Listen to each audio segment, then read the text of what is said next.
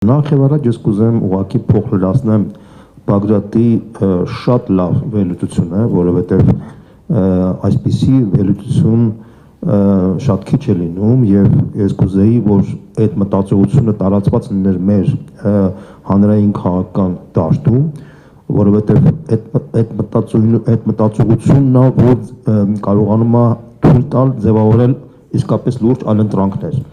Ես ուղղակի ուզում եմ փոխլրացնեմ Բագրատին, հետեւյալ ձեռքերտուն արդեն անցնենք Վենսին, հա։ Տեսեք, ուրեմն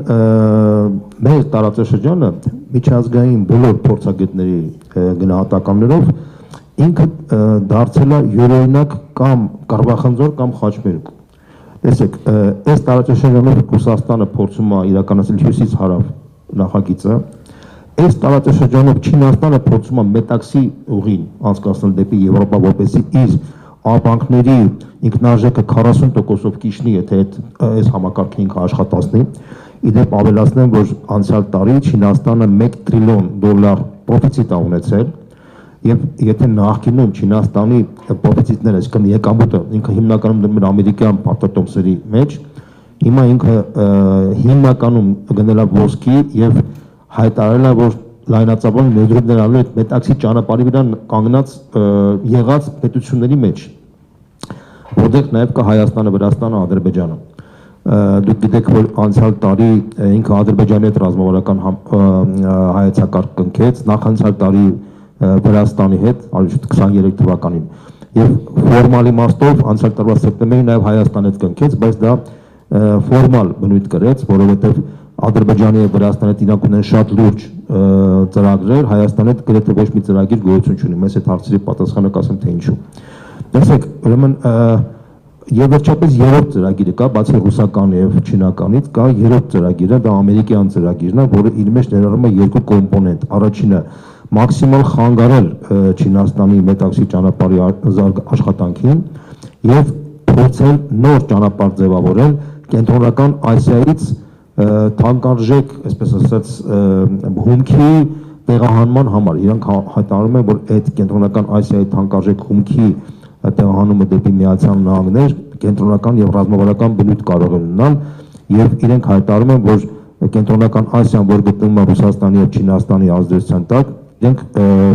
փորձում են, այսպես ասած, իրենք նույնպես մեծ դեր կատարել։ Իդեպ հենց դրա պատճառով, որ անցյալ տարվա դեկտեմբերին 5 կենտրոնական Ասիայի երկրների նախագահներին Տրամպը հրավիրեց Վաշինգտոն եւ մեծ sense շքեղությամբ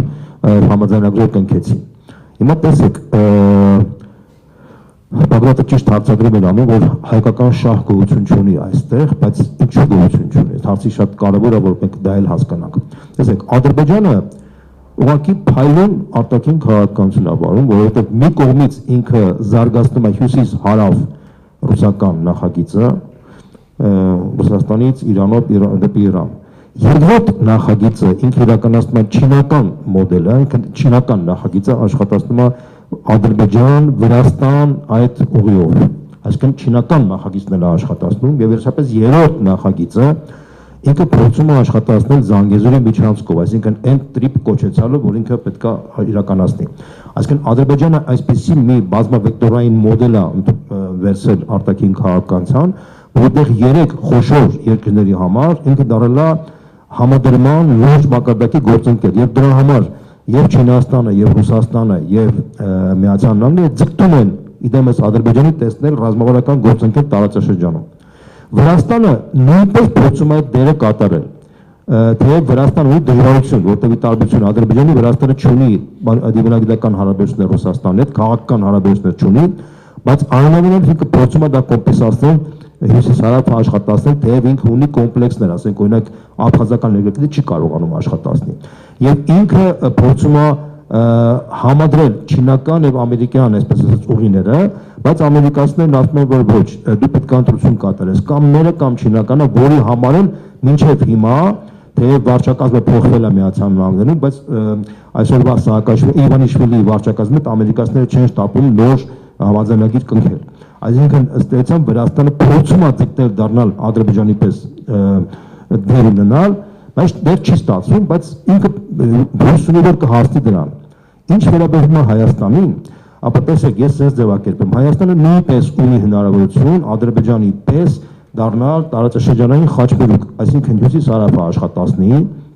եւ միաժամանակ աշխատացնի միջանցքի մոդելը, որտեղ կարող են համատեղվել եւ չինական ուղին եւ ամերիկյան ուղին, հա, բայց ինչն է հետաքրքիր, հաշվառելով այն հանգամանքը, որ ընդհանրապես արտաքին քաղաքականությունը դա ներքին քաղաքականության տրամաբանական շարունակությունն է, համաձայն եք սրա հետ, ահա, քանի որ դա այդպես է, ապա Հայաստանի եւ Ադրբեջանի եւ Վրաստանի ղեկավարների միջեւ կա մեծ տարբերություն, բանն այն է, որ Վրաստանի եւ Ադրբեջանի ղեկավարները շատ ամուր են զգում իրենց երկրներում, տարբեր բաներով, նույն իհարկե մեծ ճնշում կար Վրաստանի վրա, բայց այնուամենայնիվ այդ ճնշումը չկարողացավ կյանքի կոչել, ընդորում եթե վրացիները գնային կոմպրոմիսի, կարող էին շատ մեծ բաներ շահել, բայց իրենց երկիրը կարող էր դրանից կորցնել, ասենք Իվանիշվիլին, գիտեք, Ամերիկայի դեսպանը 2022 թվականին ֆանտաստիկ բաներ էր, ազնական եկամուտային բաներ էր խոստանում, բայց նա մերժեց, որտեղ ասաց, որ եթե մենք մտցնենք այդ ռուս-ուկրաինական պատերազմի մեջ մտնենք, ապա Վրաստանը լուրջ կորուստներ կունենա, այսինքն ինքը զոհաբերեց իր շահերը հանուն պետության, հասկանում եք, չէ՞։ Հիմա տեսեք, ինչ վերաբերում է Հայաստանին, ապա մինչև 2018 թվականը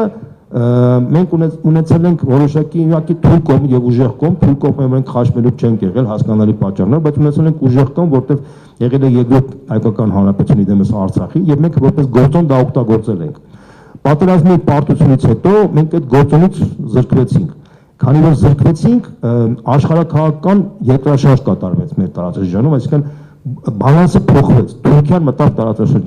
Թուրքիան մտավ տարածաշրջան, առաջարկեց արդեն 3 գումարած 3 մոդել ձևավորել, որը նշանակում էր, որ մինչև պատերազմի մոդելից ֆունդամենտալ տարբերություն, Ռուսաստանը պետք է թուլանար, տեղը թողներ Թուրքիային մտնել։ Բոլորը համաձայնվեցին եւ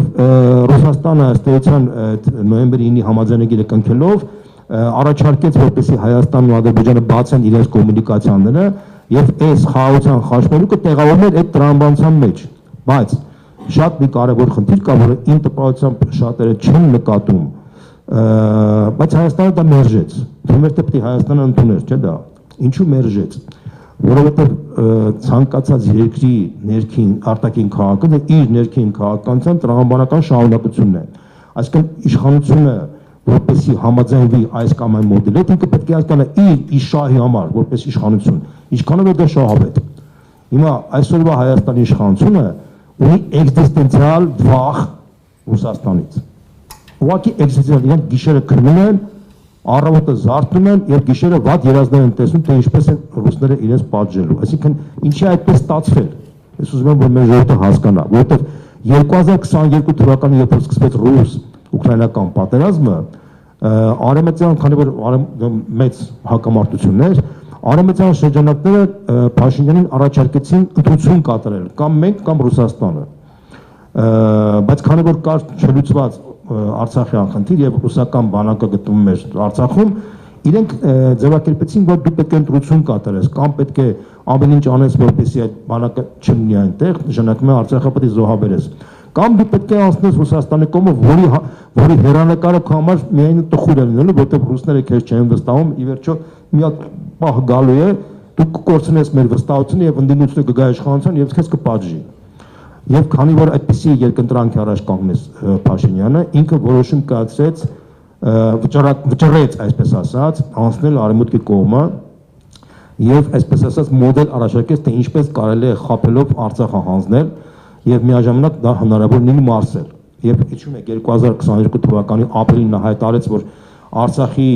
կարգավիճակը պետք է մի քիչ իջեցնենք, որ արևմուտքը խոստանում է, որ մենք իրենց անվտանգությունը կապահովենք եւ ամեն ինչ լավ կապրենք, հա, ասենց դա խաբեության առաջին հերթական իր խաբեության էլեմենտներ, որպեսզի մարդկանց հնարավորություն բնականաբար այն ժամանակ մեր քաղաքական վերնախավի մի մասը չհավատաց դրան եւ սկսեց դիմադրության շարժում, որը թույլատրեց իր այսպես ասած այդ իրավիճակը, բայց քանի որ ցավոք սրտի դիմադրության շարժումը դրական արդյունքով չավարտվեց, փաստացի արևմուտքը այսօրվա գործող իշխանության ասեց, դե ուրեմն տեսեք, փաստացի դու ձեռքերը ազատվես, դու պետք է քո վճռական քայլը կատարես։ Հիշում ես ինքը ասում էր, որ ես մի բան պետք է ստորագրեմ, որի արդյունքում մենք կարող ենք դավաճան համարել, բայց ինքը վախենում էր դա անել, բայց որպեսզի դա ինքը ռիսկով անի եւ հասարակությունն էլ վախենա իրան չմեղադրելու, ատարվեցին ջերմիկյան դեպքերը, այսինքն ջերմիկյան դեպքերը մի քանի 100 հայ սպայի զինվորի սպանելով, մի կողմից դա ճնշում էր, որ Փաշինյանը արագացնի իր որոշումը, մյուս կողմից վախի մթնոլորտ սերմանեցին հայ հասարակության մեջ, որպեսզի հայ հասարակությունը շատ ուժեղ չդիմադրի դրան, որին հետևեց ընդամենը 2 շաբաթ անց, սեպտեմբերի 13-14-ից սեպտեմբերից հոկտեմբերի 6-ին Պրահայում Փաշինյանի որոշումը ճանաչել Արցախը Ադրբեջանի մաս, որը փաստորեն ոչնչացրեց նոյեմբերի 9-ի համաձայնագրի հիմնական դրույթը, որը հիմք ստեղծեց, որ Ադրբեջանը փակի Լաչինի միջանցքը, որտեղ եթե Արցախը Ադրբեջանի մաս է, նշանակում է Լաչինն էլ է Ադրբեջանի մաս, դա նշանակում է, որ այլևս անխոչնդոտ ճանապարհ չկա հայկական կողմի համար եւ ռուսական զորքն էլ դեռապես անիմաստ է մնացել, որը արդեն նույնիսկ արդեն Պուտինը հրապարակավ զարմացավ, ասաց ես զարմացած եմ, որ փաստացի Հայաստանի ղեկավարը նման բան է առաջարկում եւ աշխարհը զարմանում էր, թե հայ հասարակությունը ինչպես է դա արձագանքելու։ Սա հայ ժողովրդի ամենամեծ խայտարակությունն է, որից դուրս գալու համար դեռ շատ երկար տասնամյակներ են պետք, որպեսզի հայ ժողովուրդը աշխարհի առաջ այս խայտարակությունից դուրս գա։ Դա իրապես պետք է խոստովանենք, որովհետև երբ որ մարդիկ ասում են, թե ինչ-որ քծնանքով խոսում են մեր ժողովրդի դրական հատկությունների մասին, դեք այդ քծնանքը արդեն բոլորին զզվացել է, մարդիկ ուզում են անկեղծ խոսք եւ անկեղծություն, թե մենք ինչ ուր ենք հասել, որ մենք կարողացել ենք կուտալ այս ամեն ինչը։ Բնականաբար 22 թվականից հետո տրամաբանական 23 թվականին մենք կորցրեցինք արդեն Արցախը, որից հետո եթե մինչև այդ գործող իշխանությունը մարդկանց խափում էր, ասում էր դրա Ռուսաստանն էր հանձնել, հիմա էլ հայտարարում է, որ մենք փաստացի Արցախը հանձնելով փրկվել ենք որպես պետություն, դուք հասկանում եք, չէ՞, իմ արդեն ինչ երկրորդ խափեության նոր շերտ է դուրս գալիս արդեն, հա, բայց տեսեք ինչ կատարվեց Արցախի ոչնչացումից հետո չվերացավ այսօրվա իշխանության վտանգը, այդ էգզիստենցիալ վախը Ռուսաստանից, որպեսզի այդ վախը վերջնականապես վերանա, Ռուսաստանը ընդհանրապես պետք է դուրս գա այս տարածաշրջանից։ Ինչպես դուրս գա, այդ 3 գումարած 3-ի մեջ, եթե դուք տեսեք մաթեմատիկայի մեջ 3-ից եթե Իրանն ու Ռուսաստանն են առաջին երկուսը, երրորդը Թուրքիան, ապա այդ բալանսի մեջ այնուամենայնիվ Հայաստանի իշխանության վիճակը վտանգված է, որպեսզի այդ 3-ը դառնա ինչպես որակյալ փոփոխություն լինի, որպեսզի իր վտանգը չմնա, պետք է այնպես լինի, որ կամ Իրանը դուրս գա, իր տեղ ուրիշ բան մտնի, կամ Ռուսաստանը դուրս գա, հա։ Հիմա այդ 3 գումարած 3 ֆորմատն չի աշխատում, դա էլ է փլված։ Եվ ինչ արեց գործող իշխանությունը, որպեսզի Ռուսաստանի դերը ֆունդամենտալ թուլացնի, բնականաբար ինքը չի կարող հրապարակավ հայտարարի, որ եկեք Թուրքիա, եկեք Հայաստան, որպեսզի ես իմ իշխանությունից ավելի պինդ զգամ, որտեղ Թուրքիայի ստանդարտների տեսակետից ես ոչ թե դավաճան եմ, այլ նույնիսկ հերոս, հա, sense ձևակերպենք։ Հրապարակավ, քանի որ դա չի կարող ասել, թեև այն հրապարակային ձևակերպումները Մասի Սարի հետ կապված, իր Էրդողանի հետ գրքի հետ նկարվել է, բան այդ ամեն ինչը դա մեսիջներ են, որոնք դրանով պետք է հասարակության մեջ այսպես ասած փոփոխություններ կատարի մտածողության, բայց դեռ քանի որ դա չի հասել կամ եկեղեցու դեմ այդ հարվածները բան եւ այլն, ինքը փաստացի ինչ արեց, ինքը որոշեց Զանգեզուրի միջանցքը ուղղակի նվեր տալ Միացյալ Նահանգներին, որպեսզի այդ նվերի դիմաց Միացյալ Նահանգները արդեն որպես համաշխարհային գերտերություն աջակցի իրեն իշխանության, մտածելով, որ եթե Միացյալ Նահանգները իրեն աջակցեն, կողքից Թուրքիան ու Ադրբեջանն որ լինեն, բալանսը կլինի օգուտ իրեն եւ ինքը հերթությամբ կարող վերարտադրվի հունիսի 7-ին, այսինքն իր համար